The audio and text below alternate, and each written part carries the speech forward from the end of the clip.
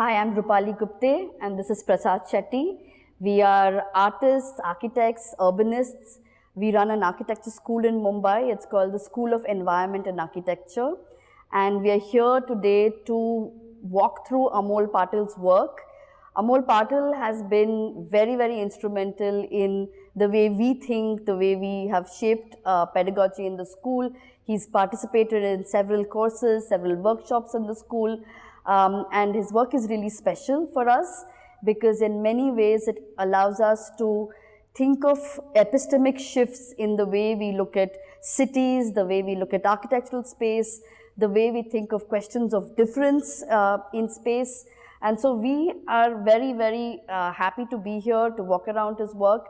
Amol is very interesting and very special for us because Amol brings together the intimate, the private, the personal into the discussion, and he kind of moves his biography and ties it up with the biography of the city. And I think that's a very important way to rethink the way we look at cities. So welcome.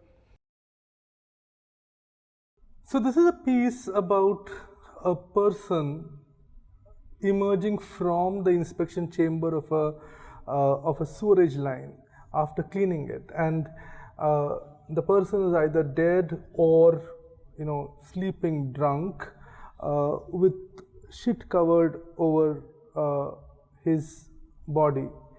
And this is a practice in a city, and particularly the Dalits do this,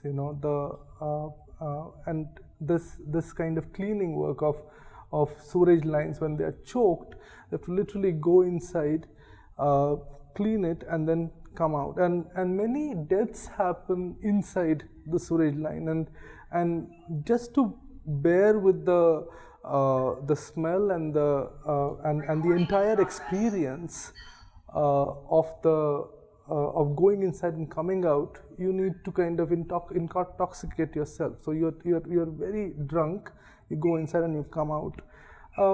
And this is, I think, also an interesting way to anchor Amol's work. And one can see it as, a condition of deprivation, a condition of exploitation, a condition of, the whole segregation and all of those things, the caste and the class issues. But it also gives us a moment to kind of, go back and look at the city, look at the times in which we are, and look at the body. And I think these are the three anchors, coordinates through which we can approach Amol's work. And the city in its entirety, in its intensities and densities and properties and overlaps and movements and encounters, the time as in the then and the now, the historic time and the present time, and the body in its through its identity and representation, but also in its viscera, in its experience, in its biography. I think in that sense this work kind of holds these coordinates for us and gives us a good introduction to enter Amol's work. Yeah, I think what is interesting in this work is something that we see in a lot of his Amol's other works as well. It's almost this blurring between the city and the body. The city as a piece of geography or a form of geography, and the body itself as one that inhabits it. But in some ways here you don't see this distinction between the city and the body. The city becomes the body becomes the city. And I think this is something that we will see over and over again in a lot of the other works. And what it does is, in many ways, it troubles some of the tools through which we've seen cities. We've seen cities through cartographies, we've seen cities through maps, and there's always this distance through which you see them. And this is something that we've been also working in our own work. We bring in this, the problematic of the cartographic lens to see cities through, because it takes you out. It sort of almost gives you the God's eye to see a city through. But here Amol sort of, brings us down, not, not only from that kind of high up vantage point down to the city, but also into its detritus, and gives us a completely different visceral experience of the city. And I think this is something that is really important to what Amol has brought to our understanding of cities. So I think if we could just move from here to another work, which is, I think, one that also in some ways evokes or also sort of delineates or begins to delineate a map, but then goes beyond that. So this work actually is the cartography of the city, right? This is the it starts delineating a kind of cartographic boundary, but then within it you start seeing this kind of detritus soil that starts breathing. It's almost like it's like a city that is alive. It's a body that is alive, but also sort of holding on to its life. And with this, I think a kind of way of seeing the city almost comes alive for us. It's if we can start seeing some of his other works through, again, both these tropes, the trope of the body that is covered, literally covered with shit, and then there's the city which is sort of pulsating, breathing. You start seeing a way of actually engaging with cities which we are not familiar with, and particularly when we run an architecture school, we talk about cities from planning and from architectural space. But what does it mean to kind of build this way of thinking, this kind of lens to look at cities from? And I think this is really special. This is something that would be very useful, not only for artists, but also, people from various disciplines, from architecture, to really kind of, what does it mean to think of cities from this question of conflating or in some ways bringing together the body and the city, but also looking at questions of difference, because I think these questions of difference are almost sort of not only neglected, they're considered as if they don't exist. So I think that's something that we will probably, I think it will be really nice to sort of bring this back into seeing the other works as well, right?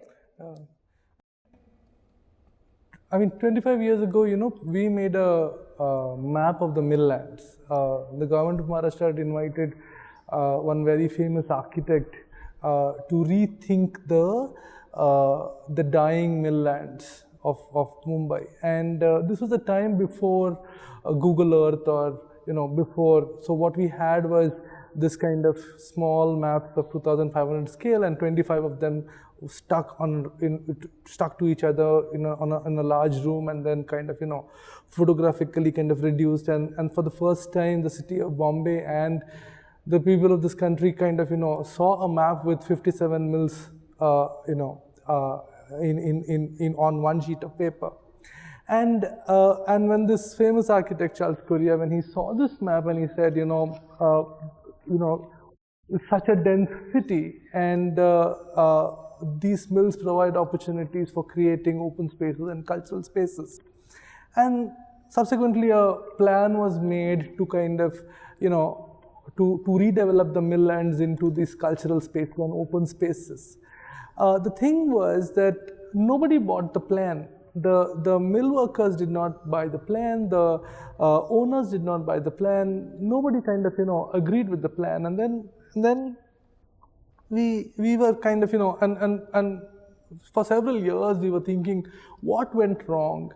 And I think in 2007, 10 years later, we returned to that map again, and we made another map subsequently.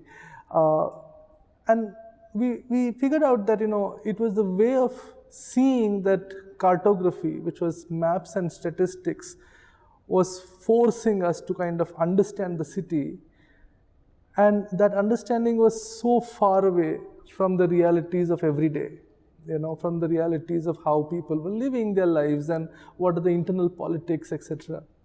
So we made a map again, where we which was also visceral, where we tied many maps, because the story of the Midlands is also the story of the city, also the story of this country.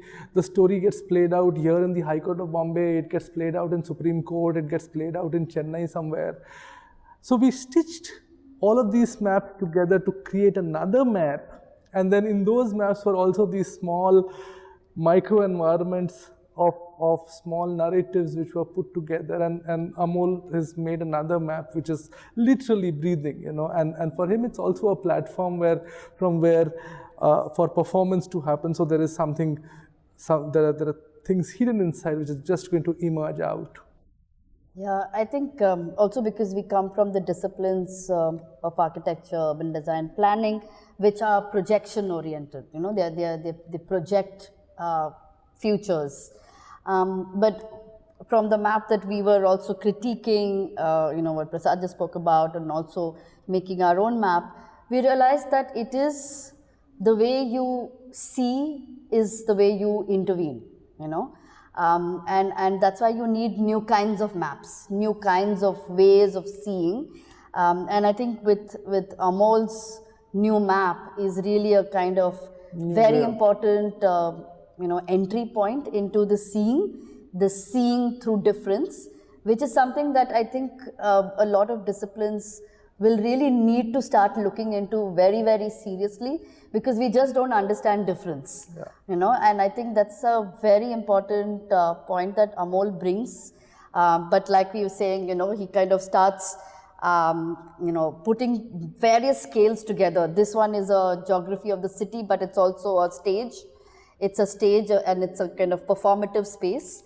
So what does it mean to think of this kind of engagement where you're not only you're not only thinking of a future which is out there, but it is a future which is lived, right? So this was what I was talking about earlier when I said, the work has these coordinates of the city, the time, and the body. And this particular video kind of, again, holds all of this, the then and now of the city, the there and here of the city, and the body in its entirety of representation as well as its viscera, So, and in many ways, this kind of also offsets the charge of this song, which was used so often to mobilize people as protesters, as for movements of variety of kind. No? Yeah, and for me, I mean, of course, Amol has his take on this figure, and of course, it's also the story of the Pavada. But for me, this reading of the figure on the roller skates, moving through the city, is also talking about the now, also talking about a new worker, this kind of labor that is perhaps not sort of together like the mill workers were, but it's impossible to be unionized now. You're transitory, you're much more precarious now, but also there is this kind of mobility. There's a mobility through the city, and it also kind of reminds me of this urban scholar Teresa Caldera, who talks about, she sort of had constructed this idea of the auto construction, like the idea of people putting together their own inhabitations out of their own, processes, embedded processes, all kinds of forces coming together, but it's also kind of an embedded inhabitation. But now she talks about, 20 years hence, a very different kind of inhabitation, which is transitory. There are, the younger people are, do not want to invest in this kind of, act of inhabiting, act of putting together material, reconfiguring it, and probably creating a much more grounded, inhabitation, but want to be more transitory. And it's all, of course, a lot more precarious than that kind of inhabitation was. That inhabitation could be, demolished, it could have all kinds of things, but it still grounded you. But the transitory is so much more precarious, but also has a sense of mobility and a kind of protest in that mobility, of refusing to be grounded by capital or by all kinds of means of, sort of binding you down. And so in that sort of movement, there's also a sense of agency. So I'm just wondering where that kind of the idea of a future comes from. This question of being mobile, the question of almost refusing to accept certain kind of norms of, being grounded. Yeah, yeah, and also, and I think also the way, the struggle with storytelling of of himself and the history of the city, and how does one kind of speak through overlaps and transformations and shifts and changes rather than complete kind of removal and erasures. Because the city has been about these overlaps and transformations and sediments, and not really of erasures and reconfiguration of everything. So I think this is also, the work also struggles with that, and kind of very successfully kind of holds that struggle in it. How do you kind of work with narration of a city biography, which is not kind of changed, but which is sedimented over time. So the body becomes a big, part of Amol's work, the viscera itself and the anatomy, and then he plays with it, like the torso and the belly over here. And we were always kind of, not disturbed, but always kind of not very comfortable with this work, and not comfortable in a very different way, not a way of dismissing the work, but in a way in which trying to kind of understand which bodies is Amol talking about, whose bodies are those, and what about the bodies that he's speaking about, and what does it mean to put these body parts in an art gallery? What does it really mean to do something like that? And this is something which has been in our mind since quite some time, and I think Amol can also respond to this. I think one of the things that happens in this range of works on bodies and human torsos and human anatomy is he starts kind of looking at them very, very carefully, mixing the various parts, making them take unusual positions, bringing out associations and meanings in you and experiences which only the body parts can bring out, and starts playing with it. And I think here is the artist in Amol who kind of starts taking over beyond the landscapes of protest. Of course, the way it starts for Amol is the body of the worker really, but the body also kind of speaks about the intensities and energies of the mind and consciousness that became a part of this body, and its ambitions and desires and its kinds of struggles and movements. So the body is by itself an expressive form, but also he's playing with it as an artist. He's bringing different meanings, and he is posing body parts as, and when you put them together as an ensemble of body parts, then they kind of start making their own stories, much beyond the story of the mill ends, much beyond the story of the workers, much beyond the story of the city, but the story of the energies of people, and how do you kind of bring those energies together to create a momentum, a society. Yeah, and I think what, this also reminds me of the poet Rainer Maria Rilke, who, in his kind of act of inhabiting the city, speaks about a moment where he almost sort of loses himself and becomes one with the city. And it's almost impossible to know at what point, if there is no filter, there's no filter between what the city is and what the body is. And I think the works, the body parts that Amol has sort of, invoked here almost stop being body parts at some point. They become parts of the city. The way he works with them is also bringing in the detritus of the city to produce the body parts. So, and in that sense, it kind of evokes, Rilke's sort of almost this blurring between the city and the body quite beautifully, and I think that's something that you start seeing also, not only in the body parts but also in the cartographic work that starts breathing. So I think it's a beautiful trope that one can sort of think through.